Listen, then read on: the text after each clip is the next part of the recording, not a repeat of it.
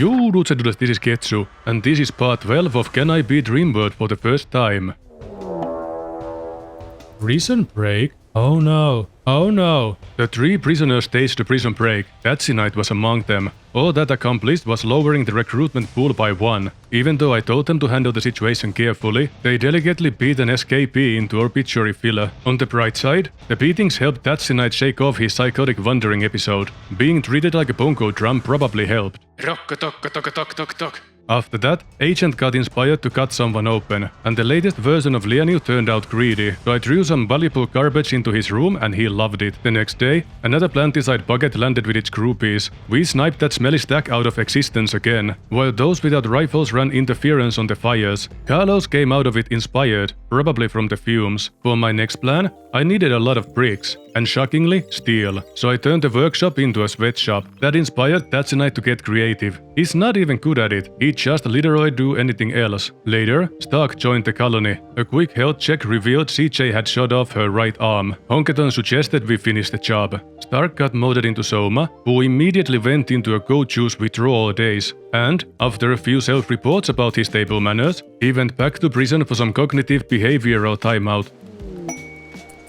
Hair self-tamed. Nice! Dinner! CJ was super inspired to help. Tatsy Knight accepted our brainwash arguments and rejoined. Then a walk hunted our Lama. We overreacted because we've learned not to trust plushies. Then the rats went insane. Most helpfully, they speedran their existence into traps. Except one that shooed Honkaton into an abstract blood fountain. Some minutes later, lightning set our fields on fire. Carlos took it personally and intimidated the flames into submission with an axe. Then blight hit our cotton. Randy was clearly in his agricultural terrorism phase. Tatsy Knight, what's eating you, my friend? Oh, your wife is dead. Get over it. Soma was still working hard on his recovery. A few inspirations popped up across the board and the mood lifted again.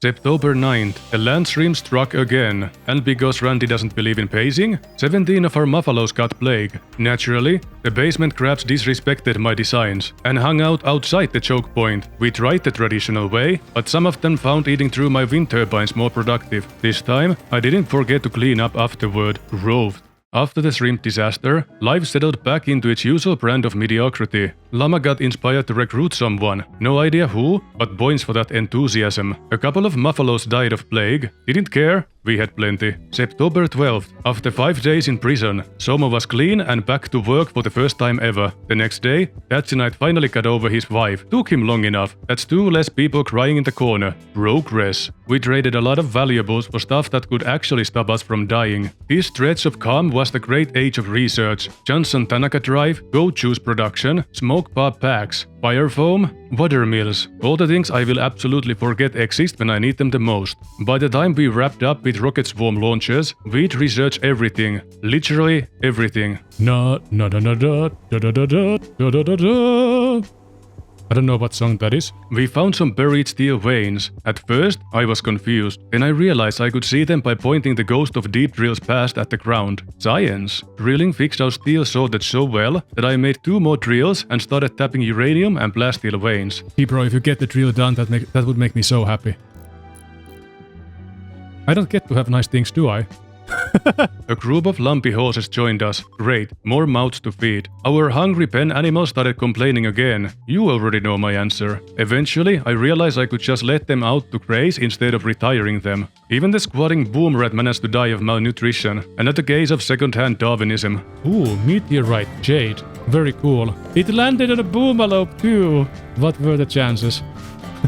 Then Randy took a dump on our yard. It radiated pure mood ruin for the plants. Precipitation set my batteries on fire. I didn't know what precipitation meant, but I do now. I moved them indoors and pretended that was the plan all along. Then we got a psychic suit for the ladies and finished sniping the defoliator ship until it exploded. Another quest expired, oh no. Anyway, December 7th, we finished putting together a great wall. The first section went up September 11th. No more granite left in our slice of hell, so we finished with slate. That's where all the bricks went. Done. Then we saw the return of the muscle parasites, with a vengeance. I ignored it this time too. Patsy and I threw a party, Randy sent us chocolate, the raccoon volunteered as dinner, the Maycam Covenant even dropped us a gift, a little world medicine. At least this time it wasn't posthumous. Everything was going well enough for me to grow suspicious. I assumed this was the peace before the storm segment of the anime.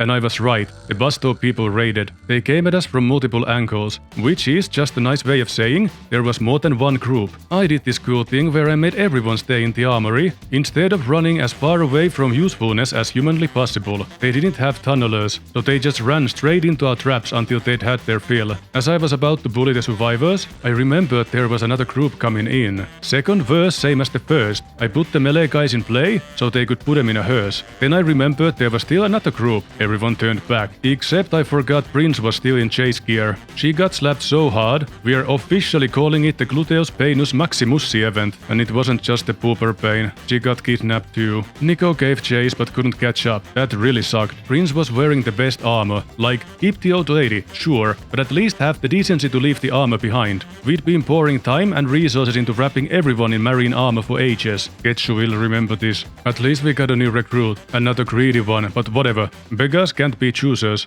Last day of winter, we built a home theater as a gift for the crew. Happy Frieza Day! Then the cables that replaced the batteries burst out in flames. I'd used the normal cables instead of the hidden ones, just to save up one steel each, when it really wasn't necessary. The electrical explosion emptied our batteries, and just when I thought that was it, a solar flare finished the job. Oh, spring has begun! Spring of 5507. That means we have survived 7 years and this will be year 8.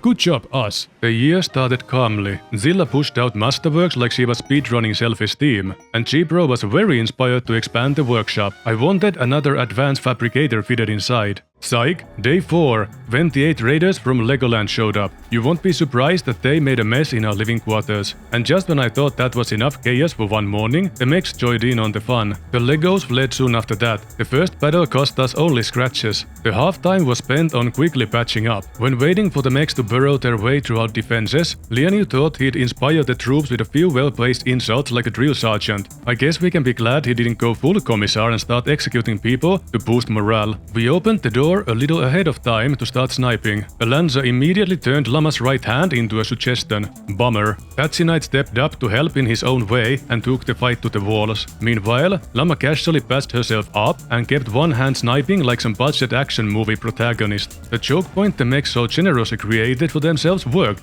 Well enough. After the battle, Lianu and CJ celebrated by beating the crap out of each other. Overall, I suffered psychologically more than my crew did physically. That wasn't a lie, it was just the recoloring of the past. Lianu and Carlos both lost their right eyes. Twinsies! What a fun coincidence. Corpse Lake was filled to the brim and smelled like Satan's compost pile. We also got a new prisoner, who we were absolutely planning to return because customer service matters. Still lacking granite, we used slate to duct tape the holes. A rat volunteered as dinner, some enthusiastic tantrums took place. When Zilla created a masterwork shield belt, I spent forever trying to find it to give it to Soma, because nepotism. But when he ran to pick it up, it was the wrong belt. Patsy Knight ninja looted it and wore it before I even saw it. Fine, whatever. Then Blue staged a one-man prison break and died, leaving us with only the prisoner we are refunding. A party, you say? Yeah, there is cause to celebrate now since we just lost our only potential recruit. But we did survive, so there's that. And that's it for this time, folks. Thanks for watching. See you next time. Take care now. Bye bye then. Have a wonderful day.